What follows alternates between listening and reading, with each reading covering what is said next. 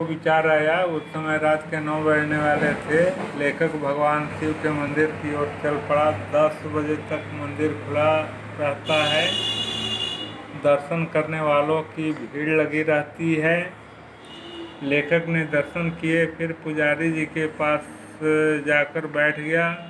लेखक ने कहा, मैं रवि का दोस्त हूँ और हम दोनों एक ही कमरे में रहते हैं। इसके बाद लेखक ने पुजारी जी को सारी बातें बताई। लेखक और पुजारी जी दोनों ने एक गुप्त योजना बनाई। अगली सुबह रवि नहा धोकर मंदिर पहुंचा। उसने शिव जी के सामने बैठकर जैसे ही माथा टेका कि एक भारी आवाज़ गूंज उठी, तुम जिस काम के लिए यहाँ आए हो उसे तुरंत पूरा करो।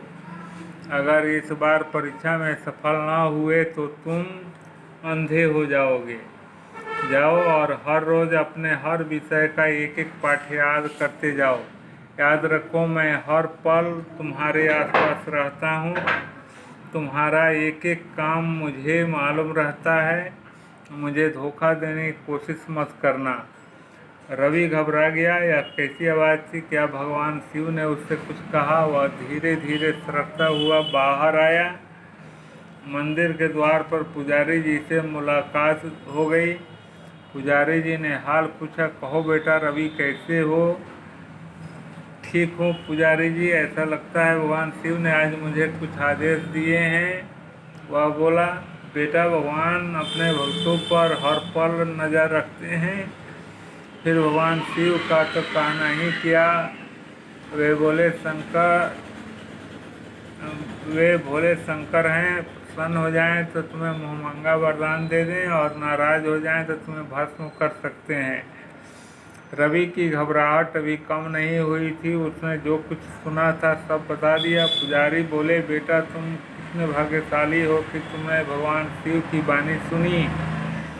अब इस बात की चर्चा किसी से मत करना। उन्होंने जो कुछ कहा है उसे चुपचाप पूरा करो। याद रखना, अगर तुमने उनका आदेश मानने में कोई गड़बड़ी की तो तुम अपनी आँख नहीं नहीं ऐसा मत कहिए, मैं वचन देता हूँ। रवि ने कहा, शाबाश, याद रखो तुम्हारा परिश्रम, तुम्हारी लगन कभी व्यर्थ नहीं जाएगी। हिम्मत से काम करो। पुजारी ने कहा। उस दिन रवि कक्षा में चुपचाप बैठा रहा। उसने क्लास वर्क किया। शाम को कमरे में आकर होमवर्क करने बैठ गया। लेखक ने टोका, रवि आज खेलने नहीं गए? नहीं यार। फिर उसने टालते हुए कहा, जरा अपनी कापियाँ दे दे, मैं बकाया काम पूरा करना चाहता हूँ। उस रात देर तक रवि काम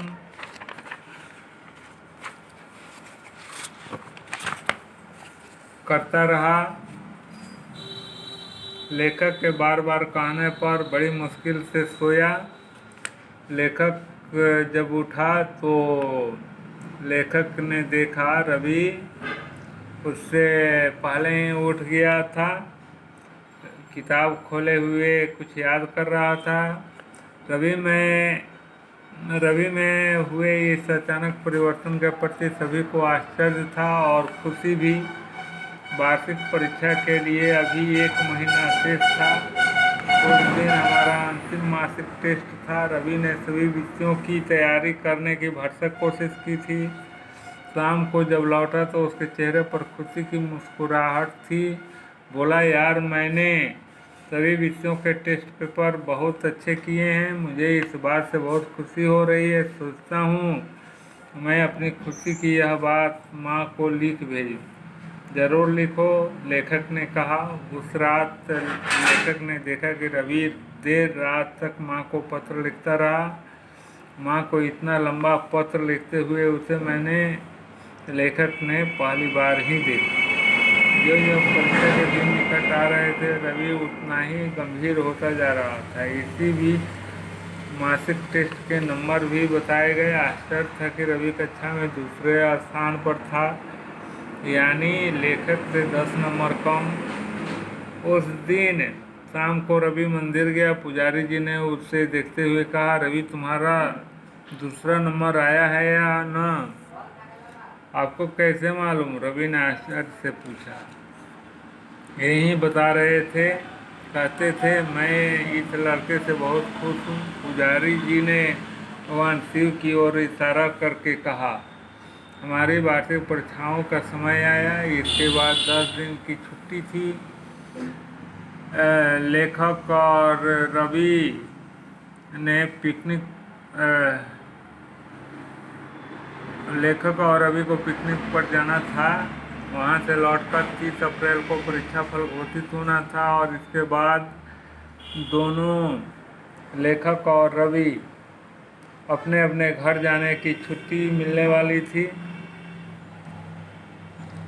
परीक्षा के दौरान रवि को देखकर कोई नहीं सोच सकता था कि यह वही लड़का है जो पिछले कुछ महीनों तक एक निहायत लापरवाह, गप्पी और खिलाड़ी लड़का था।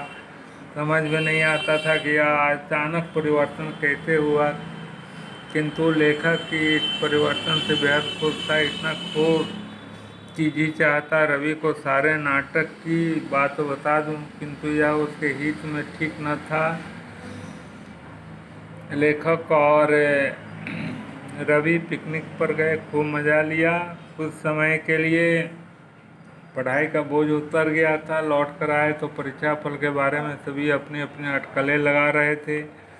एक बात तो निश्चित ही थी कि लेखक को प्रथम स्थान मिलना था, इसलिए लेखक निश्चिंत था। चिंता थी तो सिर्फ रवि की, उसकी माँ की आशाओं की। 30 अप्रैल सुबह से ही हम सभी के मन में आशा और निराशा के भाव आ जा रहे थे, लेकिन रवि एकदम शांत और उदास था। उसे बार बार यही लगता, यार अगर मैंने पूरे साल भर पढ़ाई की होती तो आज जो दुख महसूस हो रहा है वह न होता। लेकिन किस बात का दुख रवि?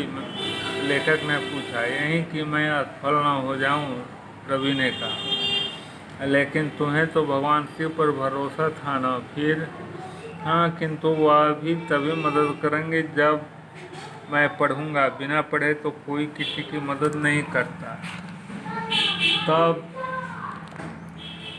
हमारे कुछ और साथी भी आ गए थे, वे सब हमें खींचकर स्कूल ले गए। कुछ ही देर में परीक्षा फल घोषित हुआ। रवि मेरी कक्षा में प्रथम आया था और मैं दूसरे नंबर पर था। लेखक दूसरे नंबर पर था। रवि की इस सफलता पर सभी को आश्चर्य था। लेखक का नंबर पिछड़ जाने पर लेखक के साथियों को अफसोस था, किंतु लेखक को न आश्चर्य था न अफसोस। लेखक बहुत खुश था। दरअसल इस हार में भी अनोखी खुशी थी। उसे भला कैसे बताऊं? उसे तो रवि ही जान सकता है।